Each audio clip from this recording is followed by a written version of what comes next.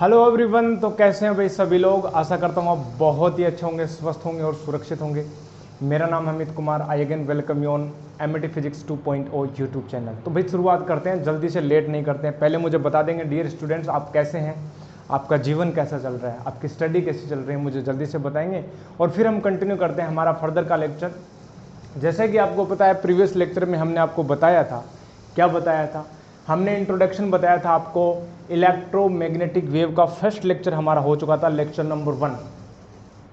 और हमने बातें की थी मैक्सवेल साहब की। मैक्सवेल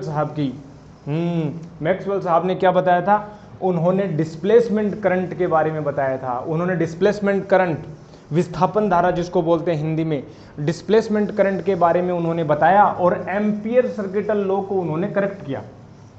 करेक्ट तो था, थोड़ा सा उन्होंने उसको विस्तार किया। अब वो जनरल इक्वेशन बन गई थी, ठीक है, हमने डिस्कस किया था, वो हमारा हो गया था, ठीक है।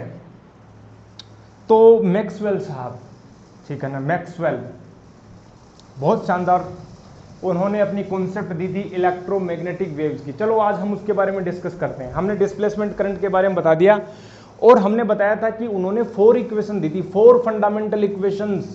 4 देखो आज हम उसकी बातें करते हैं, 4 इक्वेशंस की, मैक्सवेल की 4 इक्वेशंस की हम डिस्कस करते हैं। ओके, कर ले, तुम कहो तो कर लेते हैं मैक्सवेल की 4 इक्वेशंस, ठीक है ना। ओके, तो 4 इक्वेशंस, ठीक है, मैक्सवेल्स 4 इक्वेशंस। तो प्यारे दोस्तों मैक्सवेल की मैक्सवेल्स, ठीक है ना, 4 इक्वेशन देख लेते हैं, बहुत ही इंपॉर्टेंट है मैक्सवेल्स 4 इक्वेशंस, ठीक है ना, ये हम डिस्कस करते हैं प्यारे दोस्तों। चलो भाई जल्दी से, लेट नहीं करते हैं। पहली बात, उन्होंने मैक्सवेल की 4 इक्वेशन, अच्छा उन्होंने क्या जरूरत पड़ी, उन्होंने 4 इक्वेशन दे दी। देखिए इलेक्ट्रोमैग्नेटिज्म की जितने भी प्रिंसिपल्स थे, इलेक्ट्रोमैग्नेटिज्म के जितने भी लॉज थे, जितने भी प्रिंसिपल्स थे, उन्होंने केवल 4 इक्वेशंस में कंस्ट्रक्ट कर दिया। मतलब उन्होंने बोला कि इलेक्ट्रिसिटी है, बोला हाँ। इलेक्ट्रिक फील्ड है, इलेक्ट्रोमैग्नेटिज्म है, बोला हाँ है। तो इलेक्ट्रोमैग्नेटिज्म का सारा निचोड़ इन 4 इक्वेशंस में है और वो 4 इक्वेशंस उन्होंने दी। उन 4 इक्वेशन से ही उन्होंने इंटरप्रेट किया, उन्होंने बताया कि yes there should be existence of electromagnetic waves. तो पहली जो इक्वेशन आती है, तो ये लाइन तो हम लिख लेंगे, क्या लिख लेंगे, पहली लाइन तो हम लिख लेंगे, क्या लिखेंगे, हम ये बताएंगे कि जितने भी फंडामेंटल प्रिंसिपल्स थे, ठीक है ना, इलेक्ट्रोमैग्नेटिज्म के ऑल प्रिंसिपल्स जो है ना इन 4 इक्वेशंस में आ जाते हैं। इन 4 इक्वेशंस में हम एक तरह से रूपांतरित कर सकते हैं, ढाल सकते हैं, ठीक है ना। तो देख लेते हैं मैक्सवेल्स, ठीक है, 4 इक्वेशंस। एंड मैक्सवेल, ठीक है ना, gave his 4 equations and we can say it is a compact form, ठीक है ना, कॉम्पैक्ट फॉर्म ऑफ इलेक्ट्रोमैग्नेटिज्म, ठीक है। तो ऐसा लिख सकते हैं इतनी बातें, ठीक है।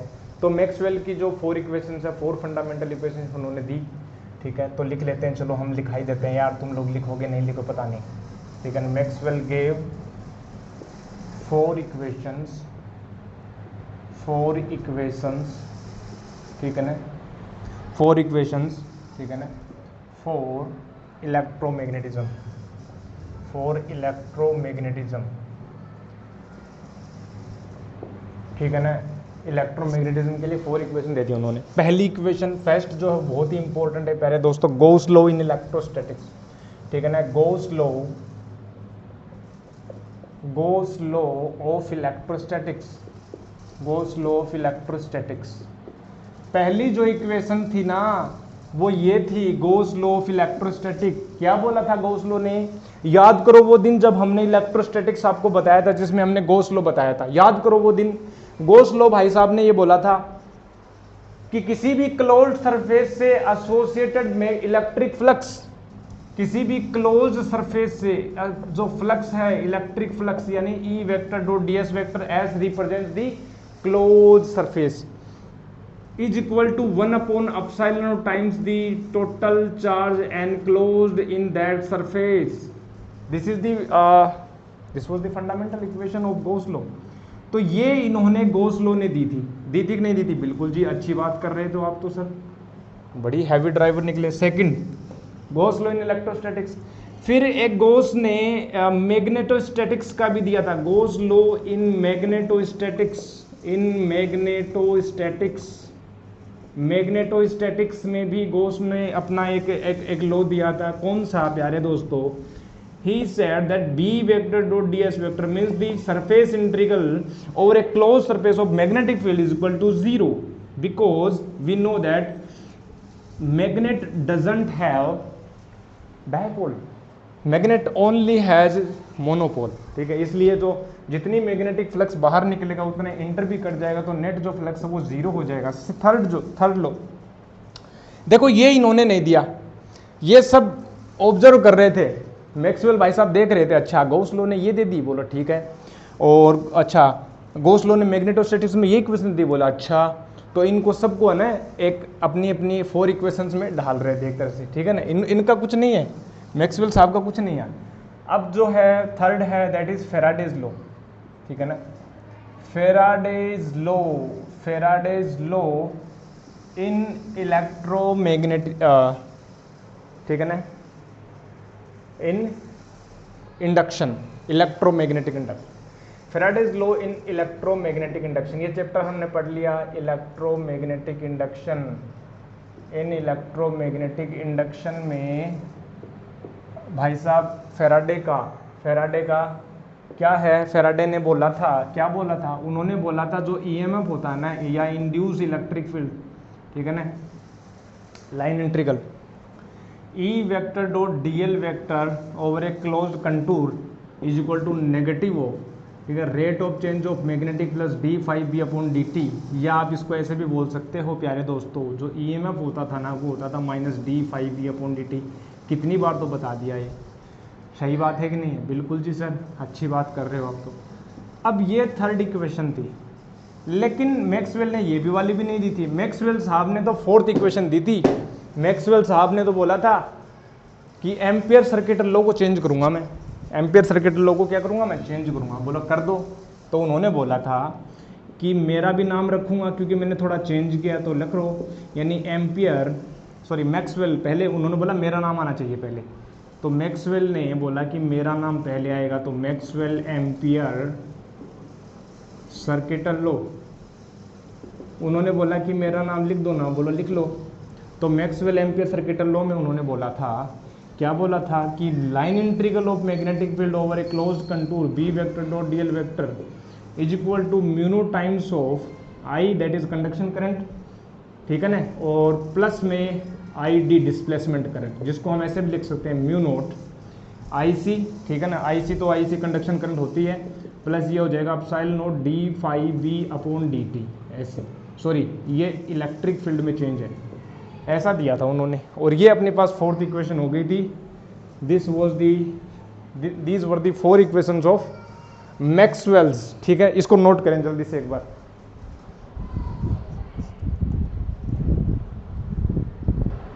तो ये भैया 4 फंडामेंटल इक्वेशंस हो गई, ठीक है ना। ये भाई साहब अपनी हो गई 4 फंडामेंटल इक्वेशंस, ठीक है। हाँ बहुत बढ़िया सर, बहुत मज़ा आ गया, वास्तव में मज़ा आ गया जी। ये 4 फंडामेंटल इक्वेशन, 4 इक्वेशन दे दी, और इन सारी इक्वेशंस में उन्होंने बोला इलेक्ट्रोमैग्नेटिज्म कंप्लीटेड। इलेक्ट्रोमैग्नेटिज्म, सारी की सारी इलेक्ट्रोमैग्नेटिज्म इन 4 इक्वेशंस में आ जाएंगी, ठीक है। ये 2 इलेक्ट्रोस्टैटिक्स से हो गई, ये इलेक्ट्रोमैग्नेटिज्म, ठीक है, जहाँ पर वेरिएशन चलता है इलेक्ट्रिक फील्ड में, ठीक है ना। ये प्यारे दोस्तों, ये इलेक्ट्रिक फील्ड है ना, ये इलेक्ट्रिक फील्ड अगर मैं इंड्यूस लिख दूँ ना तो मुझे और अच्छा फील होगा, क्योंकि ये इलेक्ट्रिक फील्ड और ये इलेक्ट्रिक फील्ड बहुत अलग अलग है। ये इलेक्ट्रिक फील्ड स्टेशनरी चार्जेस से प्रोड्यूस्ड है, but that electric field is generated by the changing of the magnetic field, magnetic flux. तो ये इलेक्ट्रिक फील्ड बहुत अलग अलग है। ये जो है वो कंजर्वेटिव नहीं होता, ठीक है ना, सर्कुलर फॉर्म में होता था, याद करो वो दिन जब हमने बताया था इंड्यूस्ड इलेक्ट्रिक फील्ड, ठीक है ना। और ये होता है अपने पास कंजर्वेटिव नेचर का, ठीक है। हो गया, नोट कर लो जल्दी से। और अब हम आगे बढ़ते हैं आगे, ठीक है, ये हो गया। अब देखो, ये तो चलो ठीक है, अच्छी बात है, 4 इक्वेशन दे दी उन्होंने। अब उन्होंने क्या बोला कि 4 इक्वेशंस हो गई, ठीक है, अच्छा लगा। इन 4 इक्वेशंस को देने के पश्चात इन्होंने इलेक्ट्रोमैग्नेटिक वेव्स की कॉन्सेप्ट भी बताई अपनी, वो हम देखते हैं कैसे बताई। इलेक्ट्रोमैग्नेटिक वेव्स की जो कॉन्सेप्ट है ना वो कैसे बताई भाई, वो क्या है, चलो सर हमें बता दो फिर से। चलो ठीक है बता देते हैं। देखो इलेक्ट्रोमैग्नेटिक वेव्स है ना, ये बहुत ही इंपॉर्टेंट है। यहाँ से हमारा चैप्टर का नाम ही क्या है, चैप्टर का नाम ही ईएम वेव्स है, इलेक्ट्रोमैग्नेटिक वेव। तो बोले चलो ठीक है सर जी बहुत ही बढ़िया, इलेक्ट्रोमैग्नेटिक वेव। सर क्या चीज होती है ये, देखो आपको ये तो पता होगा कि मैग्नेटिक फील्ड में परिवर्तन से, मैग्नेटिक फ्लक्स में चेंज के कारण, मैग्नेटिक फ्लक्स में वेरिएशन के कारण, किसी सर्कुलर क्लोज पाथ से जब मैग्नेटिक फ्लक्स में वेरिएशन होता है, चेंजमेंट होता है, तो उस सर्कुलर पाथ में या अगर वो कंडक्टर है तो उसमें एक इंड्यूस्ड करंट फ्लो होने लग जाती है, जिसको हम ऐसे बोल सकते हैं कि इंड्यूस्ड ईएमएफ जनरेट हो जाता है कि नहीं है, इतनी बात समझते हो। इंड्यूस्ड ईएमएफ हो जाता है, इंड्यूस्ड करंट हो जाती है। अच्छा एक बात बताओ, इंड्यूस्ड ईएमएफ का मतलब समझते हो, ईएमएफ मतलब एक 1 कूलम चार्ज को किसी एक पूरे सर्कुलर पाथ में घुमाने में किया गया कार्य। अब वो कार्य जो हम बैटरी कर रही है, ठीक है ना, वो बैटरी कार्य कर रही है, घुमाने में कर रही है। अब वो बैटरी कहाँ से डेवलप हुई, बैटरी मतलब उस बैटरी ने जब चार्ज को घुमा रही है तो इलेक्ट्रिक फील्ड तो होगा कि नहीं होगा, बिल्कुल होगा भाई। कोई चार्ज है प्लस कूलम चार्ज है, जब आप उसको घुमा रहे हो तो कोई इलेक्ट्रिक फील्ड भी तो होगा ना भैया, कोई इलेक्ट्रिक फील्ड भी तो होगा ना जिसको घुमा रहा है। तो बैटरी के पास वो जो इलेक्ट्रिक फील्ड आया, वो इलेक्ट्रिक फील्ड कहाँ से आया, due to the change of magnetic field, magnetic flux. तो ये तो बात पता है कि by changing of magnetic flux, ठीक है ना, बाई चेंजिंग या टाइम वेरिंग, ऐसे बोल सकते हैं, बात है कि टाइम के रेस्पेक्ट में तो चेंज हो रहा है, तो ऐसे बोल सकते हैं कि टाइम वेरिंग, ठीक है ना, क्या time varying magnetic field, time varying magnetic field, time varying magnetic field produces, ठीक है ना, time varying magnetic field produces या generates an varying electric field, ठीक है ना, एंड ठीक है ना, produces a time varying electric field, time varying electric field. Obvious बात है, ये तो हमें पता ही है ना सर, ये तो हमें पता है। अरे भैया जब ये मैग्नेटिक फील्ड जब टाइम के रिस्पेक्ट में चेंज होता, कहा चेंज होगा, तो वो जो इलेक्ट्रिक फील्ड है वो भी तो चेंज होता है ना, उसकी करंट की वैल्यू बढ़ती कि नहीं बढ़ती, याद करो। जब हम रेट को बढ़ा देते थे तो जो ईएमएफ वो भी बढ़ जाता था, मतलब इलेक्ट्रिक फील्ड भी बढ़ जाता था। तो ये तो पता था, फैराडे लॉ ने बता दिया था, ठीक है।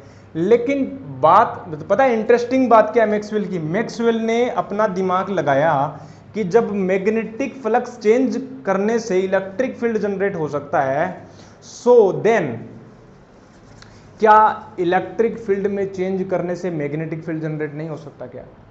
और फिर उन्होंने देखा एक कैपेसिटर को चार्जिंग करने के दौरान, जो हमने प्रीवियस लेक्चर में बताया था, और वहां से उन्होंने ये कॉन्सेप्ट दी कि yes, whenever there will be a changement in the electric flux, there will be a production of magnetic field। जब इलेक्ट्रिक फ्लक्स में चेंज होगा या इलेक्ट्रिक फील्ड में चेंज होगा तो yes, time varying magnetic field भी generate होता है ना। तो उल्टा भी पॉसिबल है, ठीक है ना, वाइस वर्सा ऑल्सो, ठीक है ना। तो उन्होंने देखा, मैक्सवेल ने अपनी थ्योरेटिकल स्टडी और उन्होंने अपने ऑब्जर्वेशन से, हाइपोथेसिस से उन्होंने बताया कि हाँ, डिस्प्लेसमेंट करंट से उन्होंने बताया कि यस, इसका उल्टा भी पॉसिबल है। मतलब a time varying electric field, ठीक है ना, a time varying electric field जो है ना प्यारे दोस्तों, time varying electric field also can produce, ठीक है ना, also can produce a time varying magnetic field, a time varying magnetic field, a time varying magnetic field, a time varying magnetic field. वाह जी वाह सर जी, मज़ा आ गया।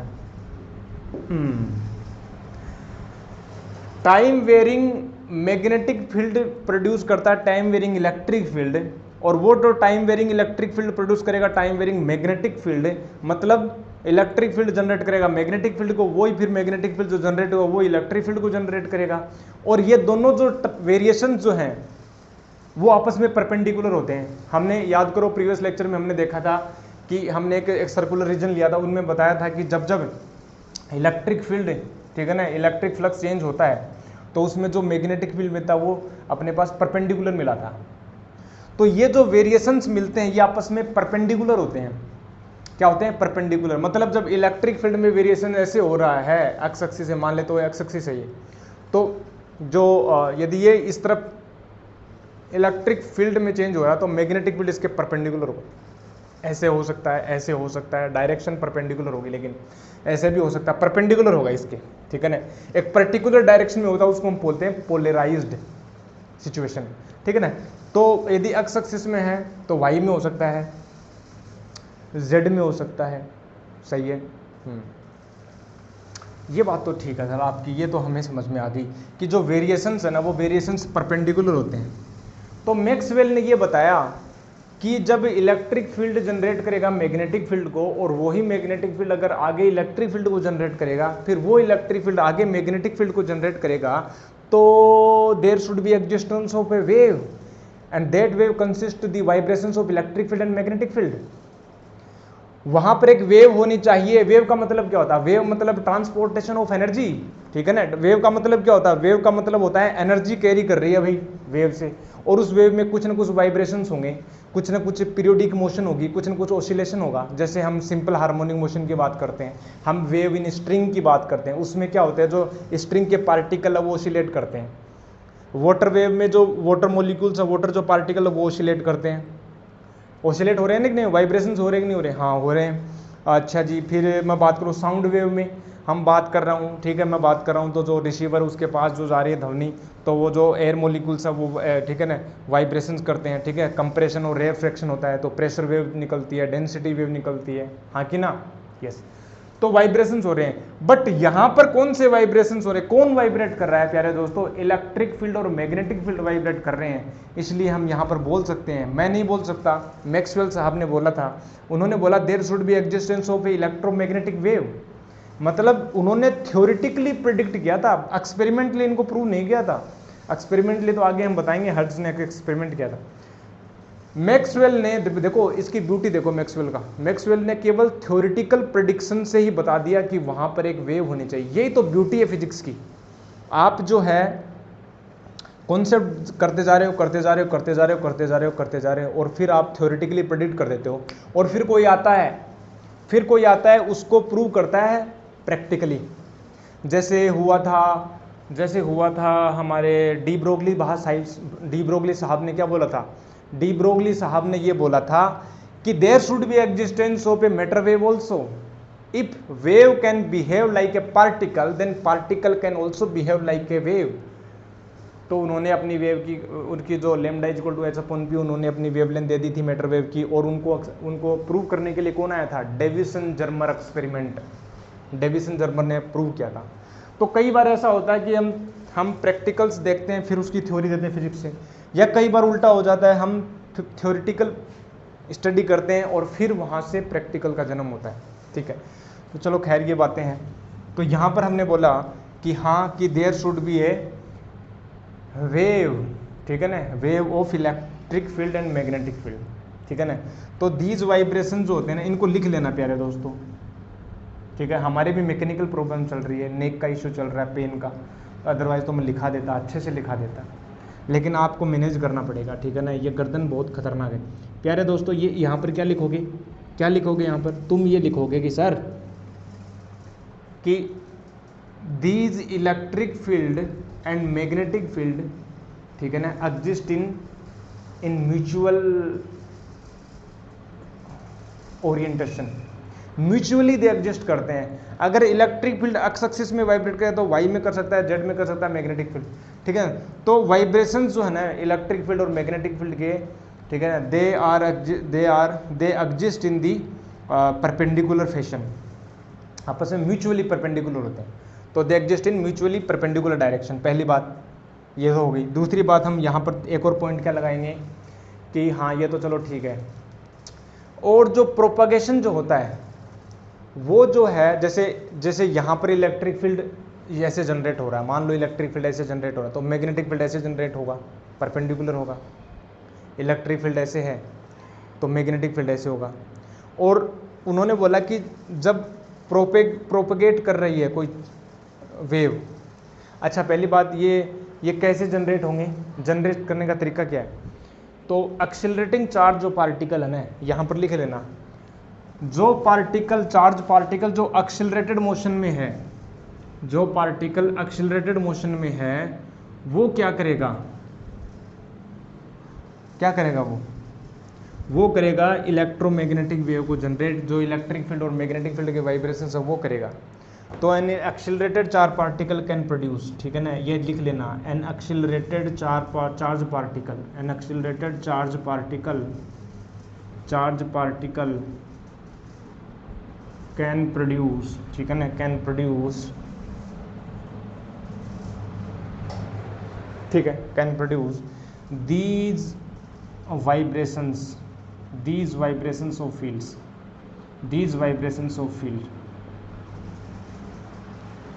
ठीक है ना। अच्छा एक बात बताऊं तुम्हें, इलेक्ट्रिक फील्ड और मैग्नेटिक फील्ड आपस में परपेंडिकुलर होते हैं, लेकिन जो वेव जो चलेगी ना, वेव जो ट्रेवल करेगी उसकी डायरेक्शन जो है इन दोनों के परपेंडिकुलर होगी।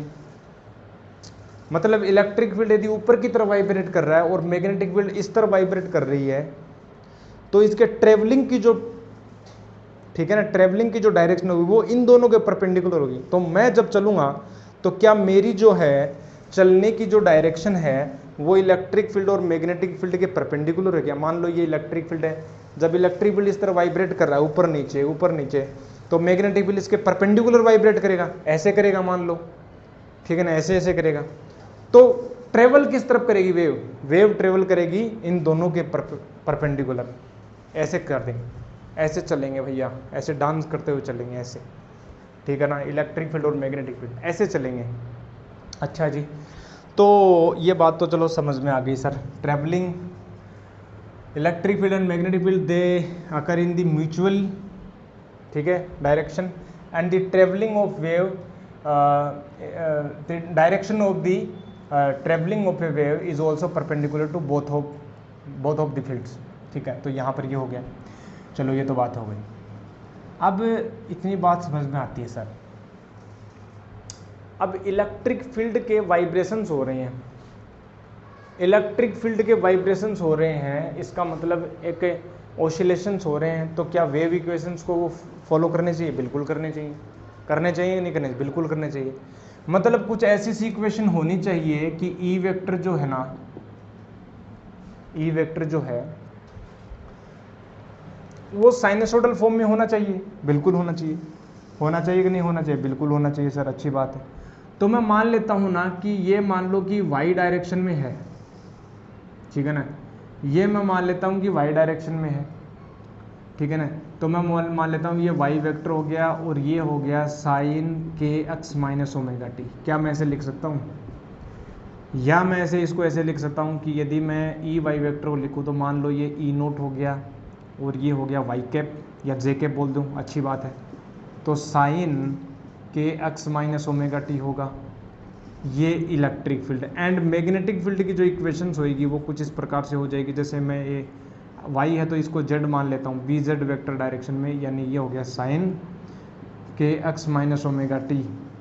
और अगर मैं इसको ऐसे लिखूँ बी नोट के कैप साइन के एक्स माइनस ओमेगा टी, तुम्हें पता है ये क्या लिख रहा हूँ मैं। अरे तुमने वेव की इक्वेशन पढ़ी है क्या कभी, अरे 11th में पढ़ा है क्या कुछ।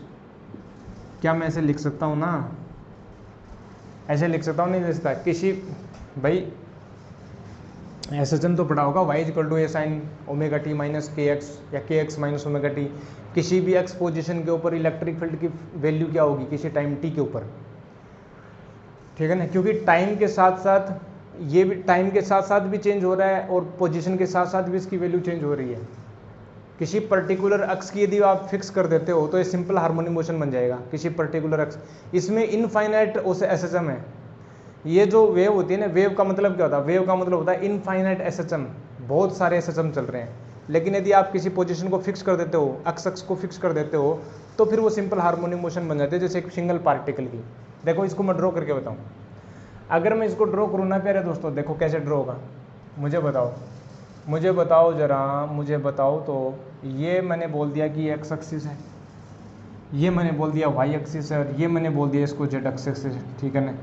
तो ये मैंने बोल दिया प्यारे दोस्तों वाई एक्सिस बोल दी मैंने, ठीक है ना। ये मैंने बोल दी जेड एक्सिस बोल दी बिल्कुल जी। और ये मैंने बोल दिया एक्स एक्सिस, ठीक है ना। ये मैंने बोल दी एक्स एक्सिस, है कि नहीं है जी, बहुत बढ़िया है। तो पहली बात तो इस इलेक्ट्रिक फील्ड को बनाऊंगा, इसकी डायरेक्शन है जे कैप में, यानी जे कैप में वाइब्रेशंस हो रहे हैं, ऐसे ऐसे चल रहा है इलेक्ट्रिक फील्ड, ऐसे ऐसे चल रहा है। तो इसकी जब साइनसोइडल फॉर्म बनाऊंगा तो क्या मैं ऐसे बोल सकता हूँ कि प्यारे दोस्तों ये कुछ इस प्रकार से होगा, ये इलेक्ट्रिक फील्ड इस प्रकार से होगा। क्या मैंने सही बनाया? यस, ये थोड़ा सा कमज़ोर रह गया, ये कुछ इस प्रकार से, ठीक है,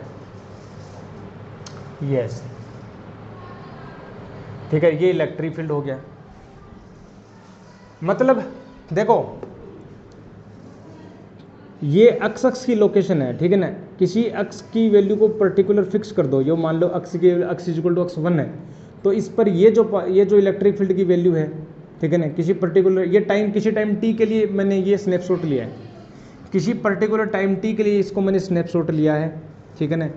हर एक टाइम के लिए क्या इलेक्ट्रिक फील्ड की वैल्यू अलग अलग होगी, क्योंकि देखो ये जो अक्स आपने फिक्स कर दिया, इस अक्स के लिए ये वाला जो वैल्यू है इलेक्ट्रिक फील्ड की, ये वाले जो इलेक्ट्रिक फील्ड की वैल्यू है ये बदलेगी, अलग कुछ अलग टाइम जाएगा तो ये फिर नीचे आ जाएगा, फिर ये नेगेटिव जाएगा, फिर ये ऊपर जाएगा। मतलब इलेक्ट्रिक फील्ड के जो वेरिएशन हो रहे हैं वो प्लस माइनस E0 में चल रहे हैं, बोलो हाँ कि ना। इसकी मैक्सिमम वैल्यू प्लस E0 होगी, मिनिमम वैल्यू माइनस E0 होगी, और इनके बीच में इसकी वैल्यू ओसिलेट करती रहती है कि नहीं है, बिल्कुल करती रहती है। अच्छा, टाइम के साथ भी बदल रहा है। और अक्स की वैल्यू देखो, इस अक्स के लिए इसकी इलेक्ट्रिक फील्ड की वैल्यू अलग अलग है, ठीक है, चल रहा है सिस्टम। बट मैग्नेटिक फील्ड की बात करूँ तो वो जेड एक्सिस में, जेड एक्सिस में पता है कैसे, ऐसे है ये, ऐसे। तो जब एक्स एक्सिस में ऐसे हो रहा है ऑसिलेशन, तो मैग्नेटिक फील्ड ऐसे होगा, परपेंडिकुलर ऐसे जेड एक्सिस में, ठीक है ना। तो अगर मैं बनाना चाहूँ अच्छे से, ठीक है ना, तो मैं अच्छे से बनाना चाहूँ तो कुछ इस प्रकार से बनाऊँगा मैं, ऐसे ऐसे होगा, समझ रहे हो ना तुम लोग। तो ये अगर मैं वाइब्रेशन दिखाना चाहूँ कि ये इस प्रकार से, तो ये इसके मैग्नेट, ये परपेंडिकुलर होगा ऐसे। अगर ये कुछ इस प्रकार से तो इसके परपेंडिकुलर जाएगा प्यारे दोस्त, ये कुछ इस प्रकार से तो ये इसके परपेंडिकुलर जाएगा ऐसे, ठीक है ना। फिर ये इलेक्ट्रिक फील्ड नीचे की तरफ जाएगा, तो ये इलेक्ट्रिक फील्ड नीचे हो गया, तो ये कुछ इस प्रकार से होगा। फिर ये इस प्रकार से होगा, तो फिर ये परपेंडिकुलर से जाएगा, फिर ये ऐसे, फिर ये ऐसे, ठीक है। ये 90 डिग्री का कोण है, ये जो है एंगल है वो 90 डिग्री इनके बीच। तो ये तो इलेक्ट्रिक फील्ड की बात हो रही है, ये मैग्नेटिक फील्ड की बात हो रही है। और ये जो ट्रेवल कर रही है, ये जो डायरेक्शन होती है ना, ये के कैप, ये जो है वेव, ये जो होता है ना के कैप होता है। तुम्हें पता है ये के क्या है? यहाँ पर जो के होता है ना, के क्या 2 पाई अपॉन लैम्डा होता है, वेव वेक्टर होता है क्या, वेव वेक्टर होता है क्या के वेक्टर इज इक्वल टू के कैप होता है क्या, वेव वेक्टर होता है, वेव वेक्टर जो वेक्टर वेव की जो डायरेक्शन के लिए असाइन किया जाता है। और ओमेगा जो होता है वो अपने पास 2 पाई न्यू होता है, यानी 2 पाई अपॉन टी होता है प्यारे दोस्तों। एंगुलर फ्रीक्वेंसी होता है कि नहीं होता, बिल्कुल जी, अच्छी बात है। अच्छा, और ओमेगा और वी में एक रिलेशन भी निकलता है। अगर आप सिंपल वेव के लिए बात करें तो वी जो होता है ओमेगा वाई के होता है, ठीक है ना, V equal to omega by K होता है। ऐसे होता है कि नहीं होता, होता है। लेकिन जब आगे बताऊंगा मैं कि जो इलेक्ट्रोमैग्नेटिक वेव की जो स्पीड होती है वो सी से डिनोट की जाती है, इसलिए इसको सी से लिख दिया जाता है, ठीक है। खैर, ये इलेक्ट्रिक फील्ड हो गया। फिर हमने बोला कि ये इलेक्ट्रिक फील्ड हो गया जी, और ये मैग्नेटिक फील्ड हो गया। फिर हमने बोला कि अच्छा जी ये इलेक्ट्रिक फील्ड है अगेन, हाँ जी ये इलेक्ट्रिक फील्ड है, ये मैग्नेटिक फील्ड है, ये इलेक्ट्रिक फील्ड है, ये मैग्नेटिक फील्ड हो गया जी। अच्छा जी, फिर ये अपने पास इलेक्ट्रिक फील्ड हो गया, ठीक है ना, फिर ये ऐसे ही वाइब्रेशन चलते रहते हैं। तो ये जो वेव बना रहा हूँ ना मैंने, ये इलेक्ट्रोमैग्नेटिक वेव है, ठीक है ना, इलेक्ट्रोमैग्नेटिक वेव है। जब आप इसको सोल्व करोगे मैक्सवेल की 4 इक्वेशंस की, ठीक है ना, मैक्सवेल की जो 4 इक्वेशन जब आप यूज़ करोगे 1 बाई 1, ठीक है ना, ज़्यादातर वो सेकंड दो लास्ट 2 इक्वेशन अगर आप उसका यूज़ करोगे तो आपके पास एक रिलेशन निकल के आएगा। क्या रिलेशन निकल के आएगा? रिलेशन ये निकल कर आएगा प्यारे दोस्तों कि जो सी जो होता है ना वो होता है ई नोट बाई बी नोट, और जो सी होता है ना वो वी स्पीड होती है, V equal to C equal to E naught by B note.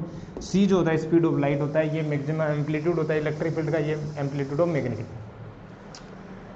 अब देखो ई नोट बहुत ज़्यादा है, ई नोट की जो वैल्यू होती है ना वो सी टाइम्स दी बी नोट होती है। इसीलिए बोलते हैं जो इलेक्ट्रिक फील्ड का जो कंपोनेंट होता है ना, जो वेव में इलेक्ट्रोमैग्नेटिक वेव में जो इलेक्ट्रिक फील्ड का जो कंपोनेंट वो डोमिनेंट होता है। तो हमारी आंखों में जो गिर रही है इलेक्ट्रोमैग्नेटिक लाइट जो है वो एक इलेक्ट्रोमैग्नेटिक वेव है। आज हमें पता है, वो हम मैं बताऊंगा ये सी की वैल्यू कैसे आई, तुम कहो तो बता दूं, ठीक है, हम देख लेंगे इसको। सी की जो वैल्यू है वो ई नोट बाई बी नोट कहाँ से आई, चलो हम इसका प्रूफ भी आपको बता देंगे, ठीक है ना। खुश अब तो ये जो सी है लाइट की स्पीड है, और यहाँ से ही कंफर्म हुआ, इसी थ्योरी से कंफर्म हुआ कि जो लाइट जो है, लाइट की स्पीड भी सी ही आई थी, लाइट की स्पीड भी अप्रोक्सीमेट 3 × 10⁹ आई थी, 10⁸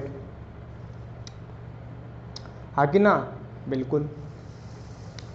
तो वैसे सी यहां पर भी आया, वैसा ही जो फॉर्मेट है वो यहां पर भी बना कि नहीं बना।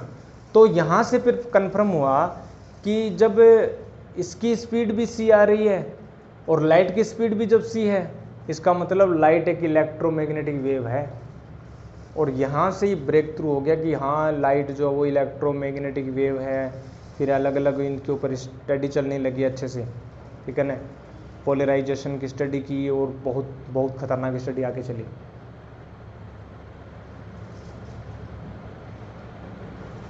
तो ये अपने पास हुआ। अच्छा मैं इसको प्रूव करा देता हूँ, ठीक है ना, ये इक्वेशंस हो गई, चलो इसको प्रूव कर लेते हैं ये वाला, ठीक है, फिर कंक्लूड करते हैं। बाकी ये हो गया इलेक्ट्रोमैग्नेटिक वेव की ये कॉन्सेप्ट है, ये ऐसे मैं इसको बता देता हूँ अच्छे से, बहुत इंपॉर्टेंट बात है, इनको लिखो एक बार जल्दी से।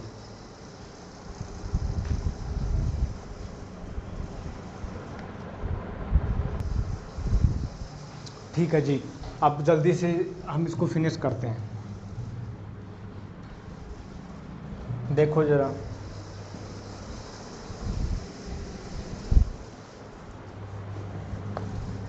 देखो, ठीक है, ये इक्वेशन से ले लेते हैं और फिर इसी को प्रूव कर देते हैं।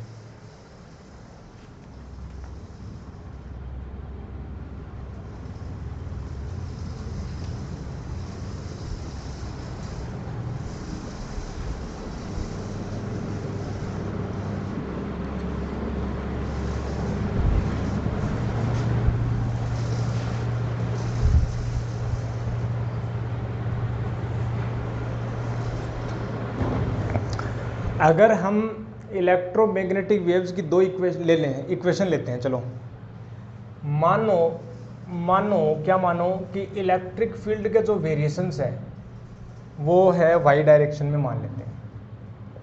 अभी जो हमने लिया वही ले लेते हैं, ठीक है ना, ई नोट जे कैप साइन के एक्स माइनस ओमेगा टी हमने बोला इलेक्ट्रिक फील्ड। फिर मैग्नेटिक फील्ड में वेरिएशन हम ले लेते हैं जेड डायरेक्शन में, यानी हमने बोल दिया बी नोट के कैप साइन के X minus omega T. Okay जी, अच्छा हुआ, हम खुश हो गए।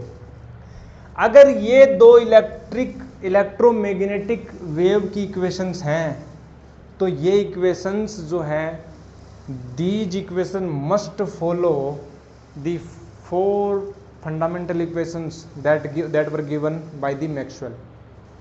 तो मैक्सवेल की जो इक्वेशंस हैं उनको फॉलो करनी चाहिए कि नहीं करनी चाहिए? बिल्कुल करनी चाहिए। कौन कौन सी इक्वेशन है? मैक्सवेल की पहली इक्वेशन में जल्दी से एक बार बना देता हूँ। क्या था? E vector dot D S vector is equal to Q enclosed upon epsilon naught था था कि नहीं था, बिल्कुल था। जो दूसरी इक्वेशन थी वो मैग्नेटोस्टैटिक्स में B vector dot D S vector था और ये इसकी वैल्यू आ गई थी 0। तीसरी जो इक्वेशन थी वो था ई इंड्यूस्ड जो इलेक्ट्रिक फील्ड है डॉट डी एल वेक्टर है C is equal to minus का D phi B upon D T, ये थर्ड इक्वेशन हो गई। फोर्थ जो इक्वेशन है वो B vector dot D L vector आ गए थे क्लोज इंटीग्रल म्यू नोट और ये हो गया था I plus D phi epsilon naught D phi B upon D T. ये हुई कि नहीं हुई? बिल्कुल हुई। This equation number 1, equation number 2, equation number 3, equation number 4।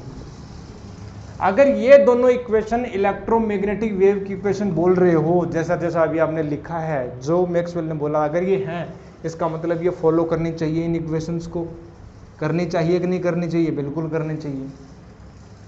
तो अगर इक्वेशन नंबर 3 में इनको मैं पुट कर दूं तो ये सेटिस्फाई करनी चाहिए कि नहीं करनी चाहिए? बिल्कुल करनी चाहिए। तो करवा दो सर। अच्छा जी, ई इंड्यूस डॉट डी एल यानी लाइन इंटीग्रल लेना, आपका इलेक्ट्रिक फील्ड का लाइन इंटीग्रल लेना है। तो एक बात बताओ जरा मुझे, हमने वेव की इक्वेशन कैसे ली थी? वेव का जो फॉर्मेट हमने कैसे लिया था? अगर मेरे को जहाँ तक याद है, क्या ऐसा ही था क्या? हमने बोला था कि ये भाई साहब इलेक्ट्रिक फील्ड है, ऐसे ही चल रहा था कि बिल्कुल चल रहा था? चल रहा था नहीं चल रहा? बिल्कुल चल रहा था। अच्छा जी, बहुत बढ़िया। ये इलेक्ट्रिक फील्ड था, हम खुश हो गए, वाह। ये इलेक्ट्रिक फील्ड था, ये मैग्नेटिक फील्ड था, ये इसकी डायरेक्शन थी। ओके, अगर मैं बोलूं कि ये इलेक्ट्रिक फील्ड है यानी इस तरफ इलेक्ट्रिक फील्ड है और इस तरफ मैग्नेटिक फील्ड है, हाँ है, आपस में इंड्यूस्ड है, ये इसको प्रोड्यूस कर रहा है, ये इसको प्रोड्यूस कर रहा है। अच्छा जी, तो लाइन इंटीग्रल ले लेता हूँ, कोई एक क्लोज्ड पाथ ले लेता हूँ, एक क्लोज्ड पाथ ले लेता हूँ। अगर मैं इसको नहीं दिखाऊँ एक बार के लिए, अगर हम इसको नहीं दिखाएं ताकि वो जो डायग्राम वो कंफ्यूज हो जाएगा, अगर ज़्यादा कन्फ्यूजन हो जाएगी, इसलिए थोड़ा सा इजी रखते हैं, ठीक है ना, ज़्यादा नहीं दिखाते हैं सब कुछ।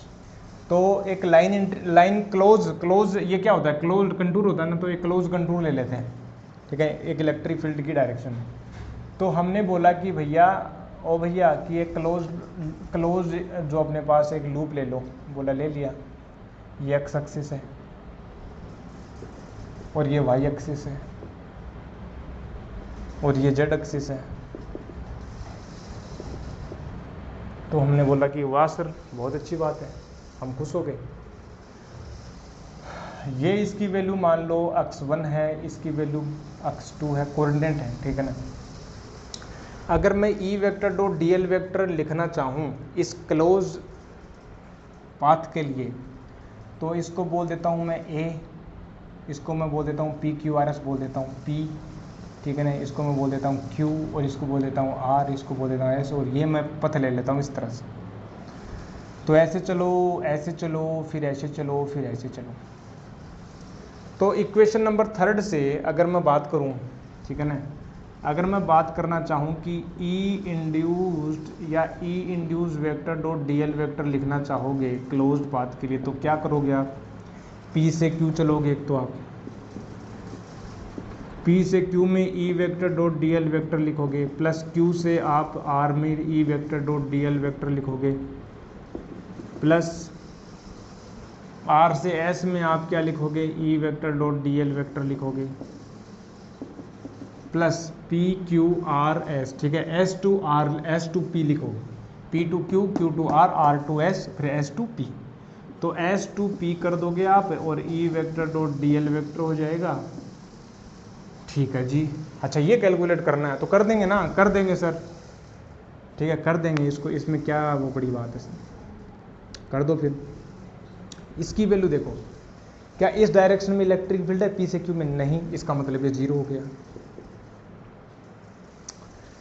Q टू R में अगर मैं इस डायरेक्शन में जाऊं, और इस लेंथ को मैं बोल देता हूं L, क्या बोल देता हूं? L ले लेता हूं, ठीक है ना।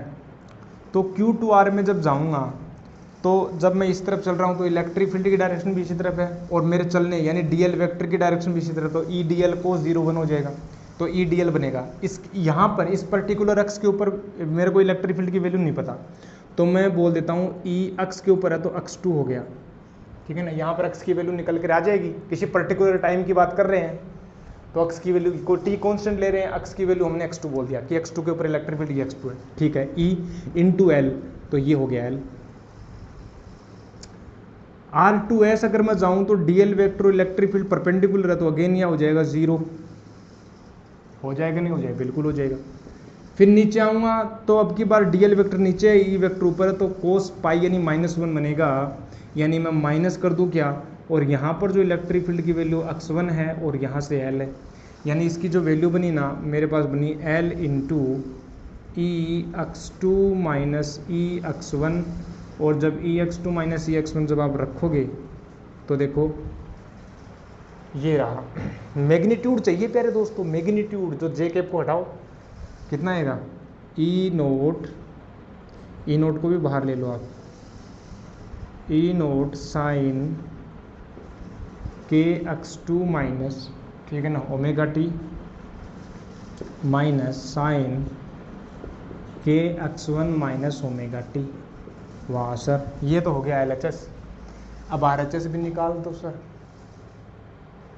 RHS भी निकाल दो भैया, RHS भी निकाल दो, 5B फ्लक्स निकालो इस, ठीक है ना, इससे गुजरने वाला जो फ्लक्स है उसकी रेट चेंज पूछ रहा है ना। हाँ, तो ये तो हो गया LHS, बट फ्लक्स निकालना हूँ, मुझे निकालना फ्लक्स इस क्लोज पाथ से। मैग्नेटिक फील्ड किस तरफ, इस तरफ है, और मैं इसी तरफ ले रहा हूँ, यानी एरिया वेक्टर भी इसी तरफ है, तो 5B = B × ए हो जाएगा। लेकिन देखो प्यारे दोस्तों, ये x1 से x2 तक जाओगे तो मैग्नेटिक फील्ड बदल रहा है, मैग्नेटिक फील्ड बदल रहा है, तो मैं क्या करूँ, मैग्नेटिक फील्ड बदल रहा है तो मैं क्या करूँ, यहाँ से एक x डिस्टेंस पर जाकर मैं एक पतली सी एक स्ट्रिप ले लेता हूँ dx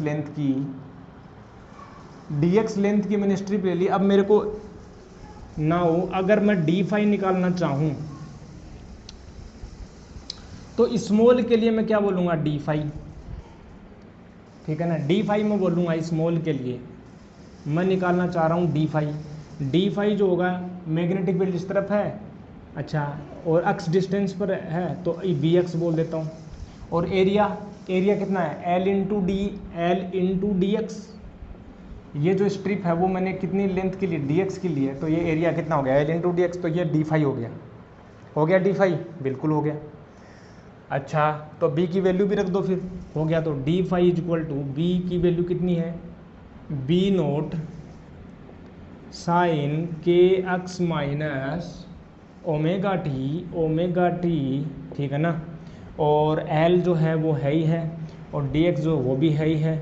अब मेरे को नेट जो फ्लक्स निकाल लूँ, अगर मैं इस पूरे से इस पूरे जो पाथ से अगर मैं मैग्नेटिक फ्लक्स एसोसिएटेड निकाल लूँ, मतलब टोटल फ्लक्स निकाल लूँ, यानी 5B निकाल लूँ मैग्नेटिक फ्लक्स, तो उसका रेट ऑफ चेंज कर दूंगा। तो फ्लक्स निकाल रहा हूँ मैं x1 से x2 तक, ठीक है ना, तो B नोट तो बाहर आ जाएगा, L भी बाहर आ जाएगा। अब मैं क्या करता हूँ, इसका इंटीग्रेशन कर लेता हूँ, तो माइनस का, ठीक है ना, माइनस का कितना होगा, माइनस का होगा कोस kx माइनस का ओमेगा टी, ठीक है ना, और dx के रेस्पेक्ट में चल रहा है, हाँ जी dx के रेस्पेक्ट में चल रहा है सर, तो dx के रेस्पेक्ट में चल रहा है ना, हाँ जी सर, तो dx हो गया, तो x के रेस्पेक्ट में k डिवाइड में आ जाएगा, ये मेरा इंटीग्रेशन सही है गया, तो minus cos kx minus omega T और k सही है सर, तो सही है, तो फिर लिख दो, फिर k हो गया, और यहाँ से मैं कर देता हूँ इंटीग्रेशन तो कर ही दिया, और लोअर लिमिट और अपर लिमिट को रख देता हूँ। जब अपर लिमिट और लोअर लिमिट को जब तुमने रख दिया ना, तो फिर चिंता किस बात की है, तो 5B आ जाएगा, 5B आ जाएगा। 5B की जो वैल्यू हो जाएगी वो हो जाएगी माइनस का B नोट इंटू L/K, ठीक है ना। अपर लिमिट रख दो, अपर लिमिट रख दोगे ना तो क्या हो जाएगा, cos kx2 minus omega T minus cos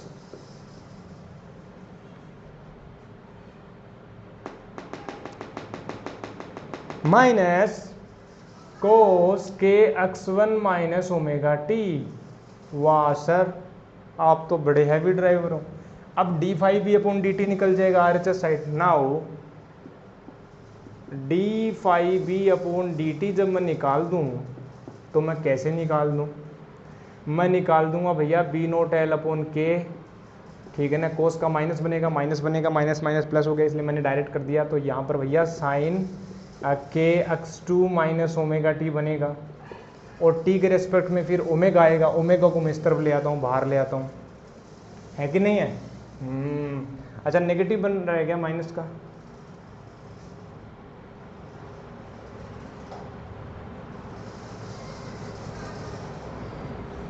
minus का बन रहा है, हाँ माइनस का आएगा ना माइनस, तो माइनस का मैं इस तरफ ले लेता हूँ।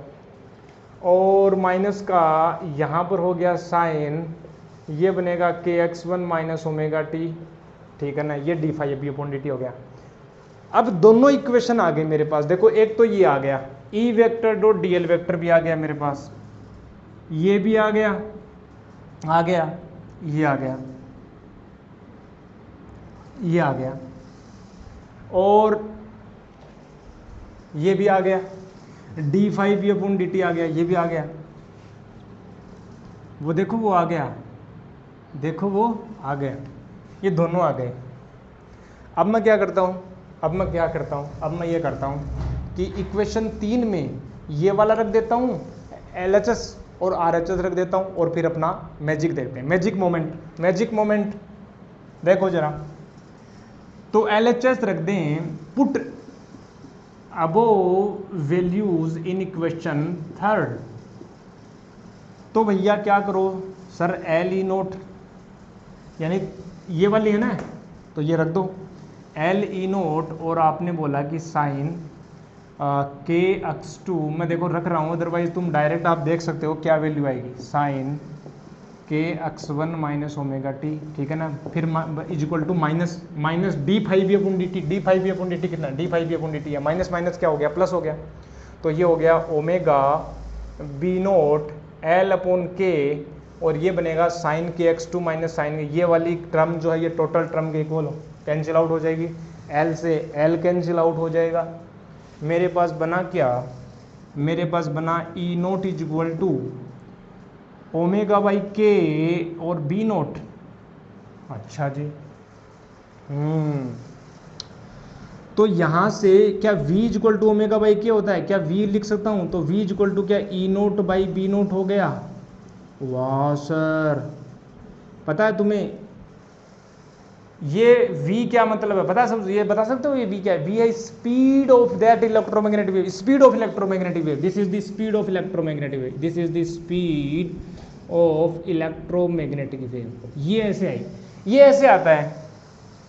और जब तुम ये वाली इक्वेशन, हमने थर्ड इक्वेशन के लिए सोल्व किया, अगर तुम ये दोनों वैल्यूज अगर इसके लिए सोल्व करोगे ना, तुम इसके लिए सोल्व करोगे, इसके लिए सोल्व करोगे, इसके लिए सोल्व करोगे, और वैक्यूम लोगे, मीडियम वैक्यूम लोगे। वैक्यूम का मतलब क्या होता है? वैक्यूम में चार्जेस नहीं होते, नहीं होते वैक्यूम। अगर वैक्यूम की बात कर रहे हो ना तो फ्री चार्जेस, नो चार्जेस, मतलब जो चार्जेस नहीं है, तो कंडक्शन करंट भी क्या होगी, कंडक्शन करंट भी क्या होगी, जीरो होगी। और जब हम इस इक्वेशन को यूज में लेंगे इन दोनों इक्वेशन से, तो पता है हमारे पास क्या आएगा? देखो हमारे पास v इक्वल टू आएगा 1 upon root mu naught upon epsilon naught. और जब mu naught upon epsilon naught की वैल्यू रखोगे ना, इसकी वैल्यू जब रखोगे तुम, म्यू नोट की वैल्यू है 4 pi into 10 to the power minus 7, इसकी वैल्यू तो आ जाएगी वैक्यूम के लिए 4 into 10 to the power minus 7। Epsilon naught की वैल्यू आ जाएगी 8.85 into 10 to the power minus 12 है। और जब तुम इन वैल्यू को लिखोगे और जब तुम सोल्व करोगे तो v की जो वैल्यू है ना 3 into 10 to the power 8 metre पर सेकंड की स्पीड से आती है। और ये पता है तुम्हें किसके इक्वल आई? ये भैया जी स्पीड ऑफ लाइट के इक्वल आ गई। और जब स्पीड ऑफ लाइट के इक्वल आ गई ना, तो मैक्सवेल साहब का दिमाग खनका, और उन्होंने बोला, क्या बोला?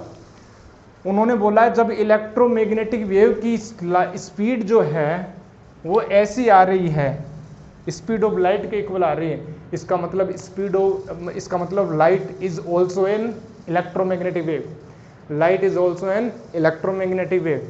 यहाँ से जो है मैक्सवेल साहब पूजनीय हो गए। मैक्सवेल साहब को बोले आओ हम आपकी आरती उतारते हैं, हम आपकी वंदना करते हैं, आप आओ हमारे घर कभी। तो उन्होंने उनको मैक्सवेल साहब, ठीक है, पूजनीय हो गए एक तरह से। तो इलेक्ट्रोमैग्नेटिक वेव का जो जनरेशन है वो यहाँ से मिलता है, किससे? अपने मैक्सवेल साहब से। तो यहाँ से प्यारे दोस्तों आती है वो जो फोर्थ इक्वेशन है, जब आप इसको सोल्व करोगे ऐसे ही मैग्नेटिक फील्ड में, तो ऐसे ही ये लूप आप मैग्नेटिक फील्ड में ले लेना, ऐसा सही, ठीक है ना, यहाँ से ले लेना ऐसे और फिर इसको सोल्व कर लेना, सेम अप्रोच और कुछ भी नहीं, ये वैल्यू आ जाएगी। और स्पीड ऑफ लाइट को लिखते हैं c से, तो इसलिए इसको c से भी दिखा देते हैं, ठीक है ना, c, ठीक है ना, c equal to V equal to 1/√v0। Okay, तो ये था प्यारे दोस्तों इलेक्ट्रोमैग्नेटिक वेव की इक्वेशंस और इलेक्ट्रोमैग्नेटिक वेव की स्पीड, इलेक्ट्रोमैग्नेटिक वेव की स्पीड। और यहाँ से पता चलता है light is also an electromagnetic wave and its speed will be 3 × 10⁸ metre पर सेकेंड, यहाँ से आती है।